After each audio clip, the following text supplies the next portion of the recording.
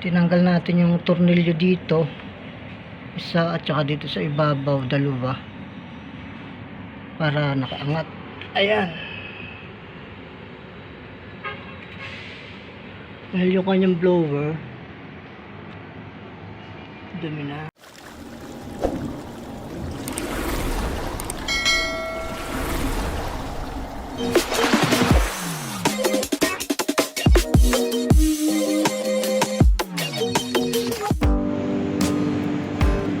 Mga idol, maglilinis tayong aircon. Yan, mapapansin nyo, tayo ay nagdaan sa basement. Ayan, aahon tayo para makaano tayo sa ground floor. Ayun yung ating panlinis ng aircon. Medyo malayo ang ating lalakbayin. Medyo lakad lang tayo. Ito tayo sa ground floor. Bali nakalabas na tayo, guys. Doon pa tayo sa dulo, tapos iikot pa tayo. Medyo malayo pa. Isang ikot pa.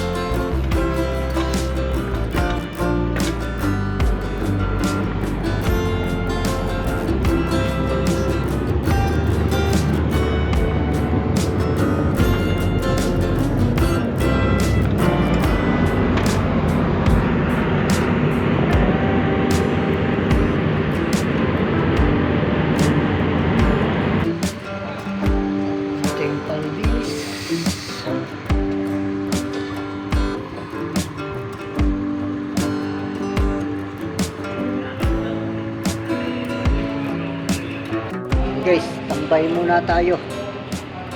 Medyo nagka-problema sa permit. Ating i-check muna yung permit. Local, hindi tayo makakapasok. Kasi bago tayo makapasok, epekma tayo doon sa may guard. Ayan.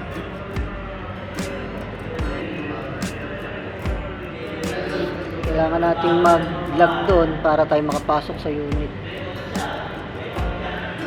Kaya kailangan ng permit talaga, working permit. So tambay muna tayo. Check natin yung ating permit. Sir, yun po bang may perma ng admin ang kailangan? Ha? Ano sabi? Sige po. At tinatanong pa po.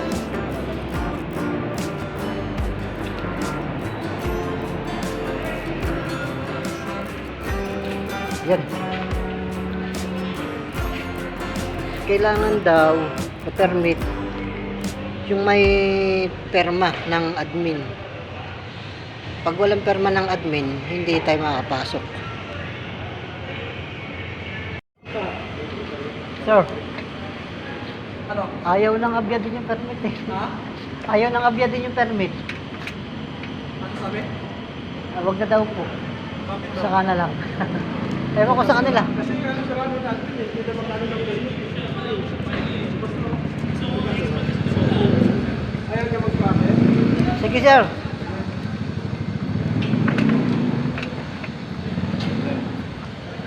Ayan. Layo pa naman ang nilakad ko, tapos sa local pala yung permit. Paano tayo makakapaglinis ng aircon yan kung local lang kukunin yung permit? Dilim. Guys, dito na ulit tayo sa basement. Pabalik na ulit tayo sa ating barracks. Yari kayo sa akin. Matitikman ninyo ang galit ko.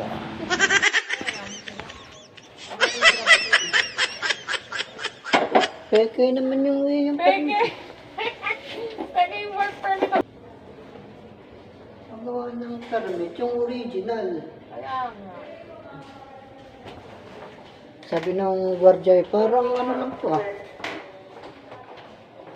Parang sila lang naggawa nito ah. Baby Shark ang ating lilinisan. Sharp, sharp. At dahil nga mga idol ay hindi ako nakapasok kanina doon sa may gwardiya dahil local daw ang permit, pinaabyad ko yung original na permit para tayo ay makapasok. Yan ang ating lilinisan ngayon. Yung ating aircon na lilinisan. Oh. At syempre bago tayo maglinis, sisilipin natin itong drain line. Yan ang importante. Yan ang dapat nililinisan lagi sa aircon. At itong aircon na to, wala naman siyang problema, hindi naman siya naglilik, madumi lang, pinapalinisan lang, kaya ililinis lang natin. Okay ba mga tropa? Ayan yung kanyang aircon. Tinanggal natin yung tornilyo dito. Isa at saka dito sa ibabaw, dalawa. Para nakaangat. Ayan. Dahil yung kanyang blower, dumi na. Tapos yung kanyang drain line. Ayan. Ito. Dami ng jelly. Kailangan tanggalin. Oh ha. Ayan guys oh. Jelly. Ito yung tinatawag na drain line mga idol. Ayan o. Yung nakasahod dun sa likod. Yan yung dinadaanan ng tubig kapag nagmomoist itong evaporator coil. Ayan. Diyan dumadaan. Kaya naglilik, nababarahan yung butas na maliit. Yun ang kailangan nating linisan. Grabe dumi na rin itong aircon na to. Dito guys ay atin nalagyan na ng wash bag. Kaya atin ang i-sprayan. Kaya ang gagawin natin, mahaba-haba ito, ating ipapas forward na para mabilis ang labanan.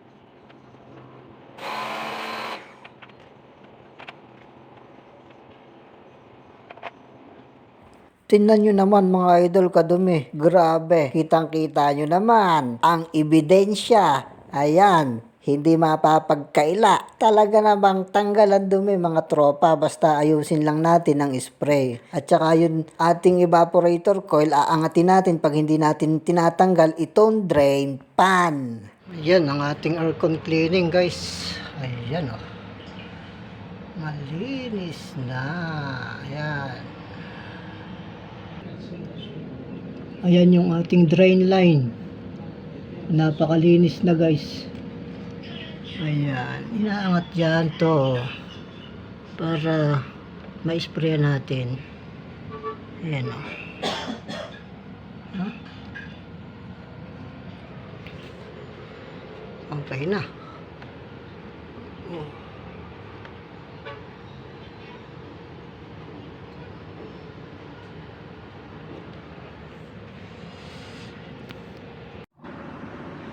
Ating i-check boss. Check. Ah.